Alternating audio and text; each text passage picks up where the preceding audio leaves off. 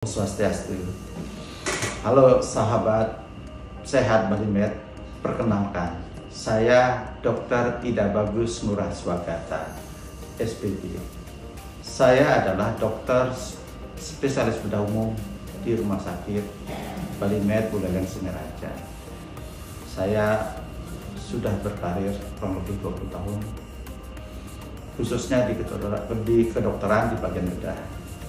Pada kesempatan ini saya akan membawakan sedikit tentang masalah hernia inguinalis, hernia di daerah pelipatan paha.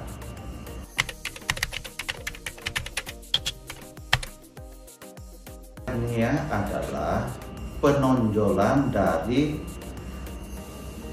suatu organ dalam melalui celah ataupun defek yang lemah yang ada pada dinding tubuh. Hernia ini bisa terjadi di mana saja, termasuk di inguinalis atau di pelipatan paha. Jadi hernia inguinalis adalah penonjolan yang abnormal yang terjadi di daerah pelipatan paha.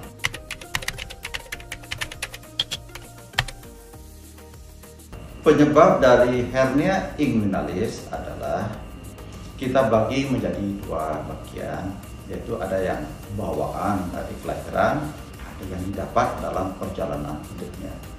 Bawaan ini terjadi pada saat orang lahir. Pada umumnya ada suatu selaput di daerah dekat di inguinal, di daerah pelipatan paha yang masuk ke dalam kemaluan.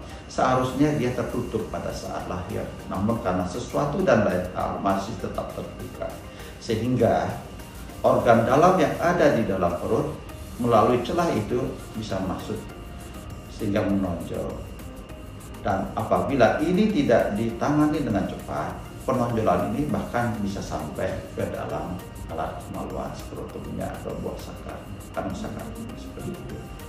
Kemudian yang didapat itu terjadi dalam perjalanan hidupnya akibat tekanan yang berlebihan pada otot dinding abdomen sehingga terjadi kelemahan pada dinding abdomen. Itu yang terjadi. Ada beberapa kondisi yang bisa menyebabkan itu, seperti misalnya karena pekerjaannya banyak angkat-angkat berat, ataupun kondisi penyakit tertentu bisa menyebabkan timbulnya kelemahan otot yang akhirnya menimbulkan hernia. Seperti apa? Batu-batu kronis, kesulitan buang air besar, misalnya konstipasi, ataupun ada gangguan pada prostat, yaitu pembesaran prostat, sehingga orang dengan pembesaran prostat ini akan sering kencing, dan setiap kencing dia harus mengendap. Dan apabila ini terjadi dalam waktu yang lama, bertahun-tahun, akan mencetuskan terjadinya hernia. Di samping itu bisa juga karena bekas operasi tidak inguinal, bisa juga sebagai faktor pencetus timbulnya hernia.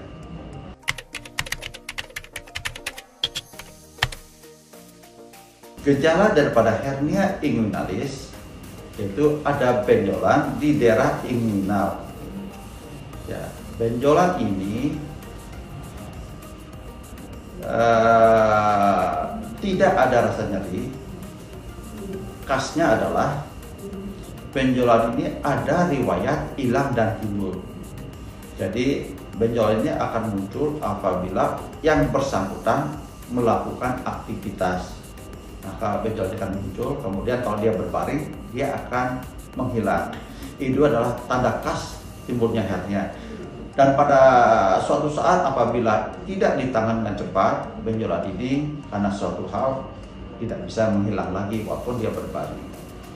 Gejala yang lain terjadi akibat penyulit yang terjadi, yaitu ada penjepitan berupa nyeri yang sangat luar biasa, ataupun hilang timbul, bisa berkembung, muntah-muntah, kesulitan buang angin, kesulitan juga buang air besar, bisa terjadi.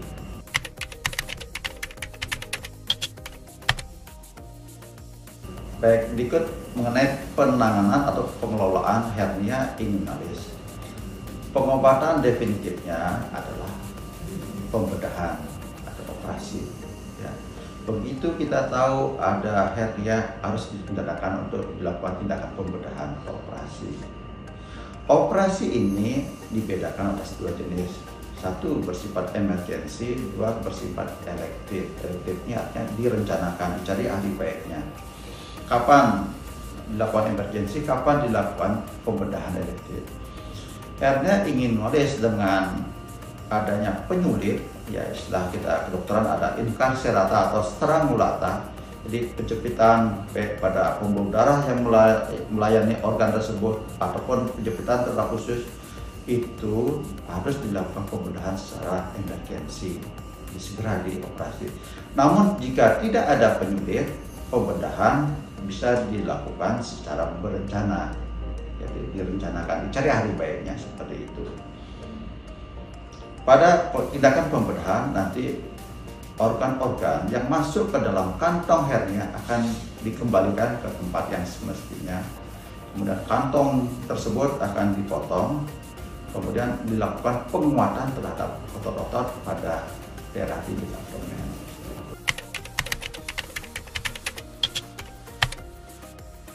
Komplikasi yang mungkin terjadi jika hernia yang ada pada penderita tersebut jika tidak ditangani dengan baik, maka benjolan itu akan semakin membesar dan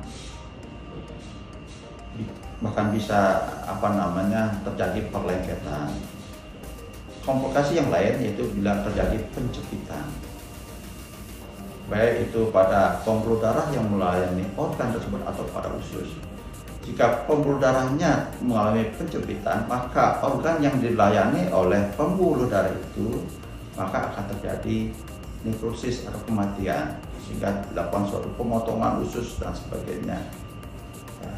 Dan jika penjepitan terjadi pada ususnya, maka akan timbul keluhan nyeri yang hilang timbul, perut yang kembung, ya muntah-muntah, kesulitan untuk buang angin, kesulitan BAB dengan segala konsekuensi yang terjadi, yaitu infeksi, ya sepsis, bahkan mengancam nyawa.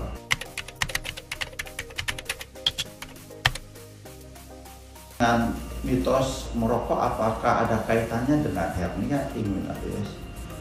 Merokok sendiri sebenarnya bagi saya tidak akan menyebabkan terjadinya hernia inguinalis.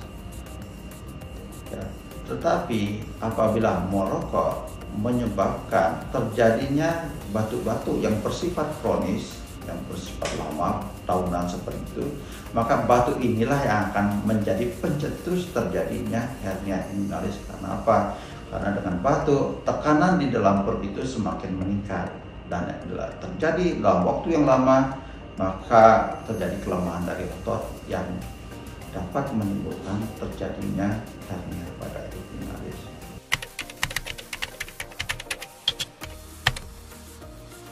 Jadi, apakah mitos atau fakta perut buncit ataupun kegemukan bisa menyebabkan terjadinya hernia? Beberapa buku memang ada mengatakan hal tersebut. Ya memang perut buncit atau kegemukan dalam rentang waktu yang lama seperti itu juga sama seperti kasus pada batuk-batuk, akan terjadi penekanan dan peregangan kepada otot-otot abdomen. Ya, dan apabila ini terjadi dalam rentang waktu yang lama, bisa sebagai pencetus timbulnya hernia.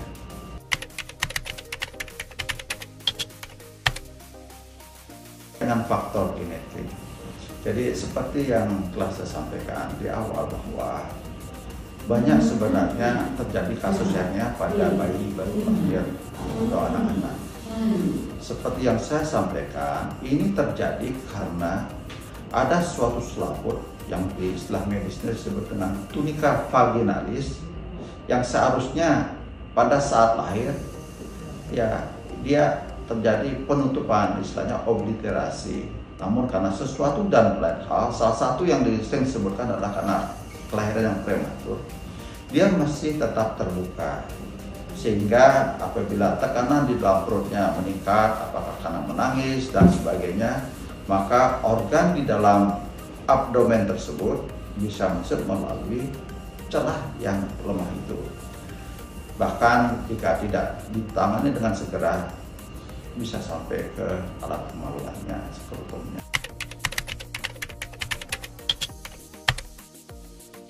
Untuk mencegah agar tidak timbul hernia inguinalis di masa yang akan datang, sebenarnya konsepnya adalah harus pahami dulu apa penyebabnya, seperti yang saya sampaikan tadi. Ya, penyebab daripada hernia inguinalis adalah kelemahan daripada otot-otot dinding abdomen. Ya, kelemahan ini bisa terjadi oleh karena pekerjaan, misalnya banyak angkat berat seperti pekerjaan tukang dan sebagainya seperti itu. Maka itu harus dihindari agar tidak terjadi hernia. Jadi angkatan beratnya harus dihindari. Kedua, ada beberapa kondisi penyakit yang menyebabkan tekanan di dalam rongga perut meningkat sehingga menyebabkan kelemahan otot-otot di dinding abdomen, dan itu harus ditangani segera. Misalnya apa? Batuk. Kalau batuk itu disebabkan oleh karena banyak merokok, ya sebaiknya merokoknya dihindari. Seperti itu. Batuknya segera diobati, dibawa ke dokter. Seperti itu. Kemudian kalau penyebabnya ternyata peningkatan tekanan abdomen oleh karena kesulitan buang air besar, maka apa kausanya? Penyebab dari kesulitan buang air besar itu harus ditangani. Ya, samping harus cukup minum, kemudian cukup makan serat, yaitu banyak makan sayur, buah, seperti itu, dan diupayakan untuk bisa buang air besar setiap hari. Terus kalau seandainya kelemahan otot dinding abdomen itu, dinding perut itu disebabkan oleh karena kesulitan untuk buang air kecil, misalnya ada prostat yang membesar atau hipertrofi, maka harus ditangani segera prostatnya tersebut. Ya, baik dengan pengobatan ataupun dengan pembedahan, sehingga kencing ataupun buang air kecil itu bisa berjalan dengan lancar, sehingga tidak terjadi hernia atau menjadi pencetus timbulnya hernia di masa depan. Terima kasih sudah sahabat sehat Balimed. Semoga apa yang saya sampaikan menjadi pencerahan terhadap para pemirsa sahabat sehat Balimed, sehingga kedepannya ya atas karunia Tuhan Yang Maha Esa diberikan kesehatan. Saya Dr. Ida Bagus Murah Swagata, dokter bedah umum, berpraktek di Rumah Sakit Balimed, Buleleng Singaraja, setiap hari kerja dari pagi sampai siang, hari Senin sampai Jumat. Sedangkan kalau ada masalah kesehatan bisa berkonsultasi. Semoga Tuhan Yang Maha Esa memberkati kita semua dengan kesehatan.